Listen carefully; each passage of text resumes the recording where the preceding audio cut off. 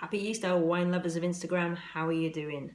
What day of lockdown are you on? It's day 20 here in the UK. It's also really, really hot, 25 degrees. And of course, we're not allowed out. Not really very fun, but making my own fun. We've had a really good wine weekend on Instagram. We had the Big English Good Friday wine hashtag event. Lots of live tastings, Instagram live chats with the producers. So that was really good fun, tasting lots of English wine. Yesterday, I thought I'd make my own fun by asking you guys a question about which Rhone wine to have with my Easter Sunday meal. So yeah, I think it was stay home and go Rhone. Very clever, wasn't it? No. You decided that 42% of people decided that of the Saint-Joseph, the Cornas, the Châteauneuf-du-Pape and the Vacqueyras from the Southern Rhone, that this was the one that I should choose. It was the one with the most bottle age. It is the 2012 Les Vignes Cornas from Alain Voge. A very nice wine. Cornas as well. Sometimes they need a good few years, but 2012 wasn't the best vintage. Kind of fair to good vintage. This has been in the decanter for several hours, so I'm hoping that we are actually within a couple of years, we're inside the drinking window here for this Cornas. So I do think it's a very good choice on your part. Thank you once again for your sage advice. I nearly ended this before it began, but I didn't. It was fine, all fine in the end. So what do we know about Cornas? What do you know? What do I know? A bit. So Cornas is a very small AOC in terms of size and in terms of production. So it produces less bottles than one Bordeaux producer. Chateau Bechevel, for example, sort of a mid-sized Bordeaux producer, produces more bottles of wine than the whole AOC of Cornas. Because it's so small, it's quite specific in terms of what you can expect from the wines. So there's not a great range of different types of wine coming out of Cornas. Some of them are made for drinking younger, some of them are made for holding a bit longer, but otherwise you should be able to tell a Cornas if you had one before, and you're into that, you're into blind tasting stuff. You might be able to pick out the Cornas. It's also quite particular because you've got it being in the southern part of the northern Rhone. You don't have that Mistral going through and cooling off the sort of grapes. So we've got like a kind of southern Rhone ripeness and a northern Rhone finesse, which is a nice combination, and why these wines are a bit iconic to some collectors and drinkers of these wines. So these wines are grown on granite soils on steep terraces. So this is going to be, a lot of these wines are organic. They're picked by hand. As we said, small production, always red, always made from Syrah, and if they're not, they won't be called Cornas.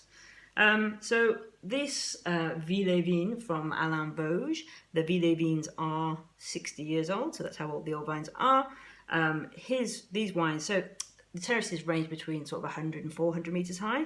These wines come from terraces that are 200 metres high, obviously hand harvested, organic producer, natural yeast fermentation, and 20 months in 20% new oak. So the flavours on a Cornas tend to be obviously Syrah flavours, right? So you have kind of often notes of black pepper, olive, tapenade, sometimes leather, meat. These wines from the Rhone tend to have some smokiness to them, depending on other factors. What kind of fruit you would get. Sometimes it tends to be dark fruit like blackberries, but I think you can also find some ripe red fruit in these wines as well. So let's see what we have here. I already saw on the bottle, the eagle-eyed among you might have already spotted quite high alcohol content. That's not unusual, 14%. And let's see how that's been dealt with here. So the colour is a mid-ruby, like always. So if you do the WSET, it pretty much seems to be always, mid-ruby. Mid-ruby, again. So the nose is really, wow, it's really pronounced, really rich, opulent. And we have the red fruits, sort of cassis, I think. Very ripe, hints of pepper, licorice. There's a kind of bacon fat. This is really complex, really ripe. You can Actually, it's fairly sweet as well. You can pick up the alcohol on there, but it's really pure fruit. Wow, that's it. This is, I mean, we've done, I don't know how many videos now. Not that many, maybe 20, but of all the videos, this has been the best wine on the nose so far. And that's interesting because we've had some really big wines on this series. So let's see on the palate.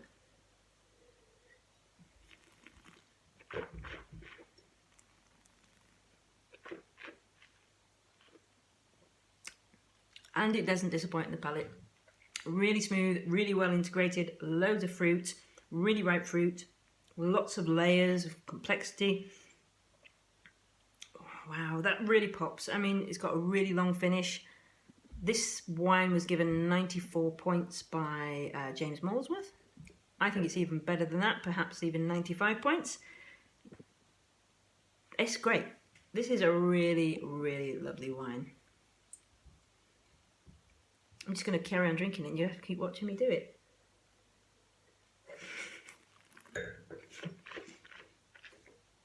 That's great. That's the best wine we've had that I've reviewed so far, for sure. Like, for me, that's 95, 96 points.